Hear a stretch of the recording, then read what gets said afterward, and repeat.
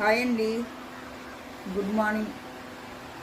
ఇదిగోండి సొరకాయ ముక్కలు చూపిస్తున్న ఈరోజు నేను దోశ ముక్కలు, క్యారెట్, పచ్చిమిరకాయలు, కొద్దిగా అల్లం ఇవన్నీ గ్రైండ్ చేసుకున్నాను. దోశ వేసుకున్నాను.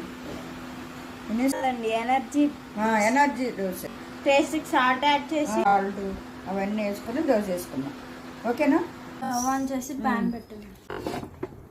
పిండిలా సిద్ధం చేసుకున్నాం కదా, ఇప్పుడు దోశ వేసేసుకున్నాం. కొంచెం మూత పెట్టాలి. ఆయిల్ యాడ్ చేసుకోవడం, కరివేపాకు అన్ని, కొంచెం కొత్తిమీర, కరివేపాకు, క్యారెట్ అవన్నీ మిక్సీ పట్టేసాం కదా. ఇది వచ్చి ప్లెయిన్ దోశ అండి. ఇన్స్టెంట్ దోశ అయితే రెడీ అయిపోయిందండి. సో ఈ వీడియో నచ్చితే లైక్ చేసి షేర్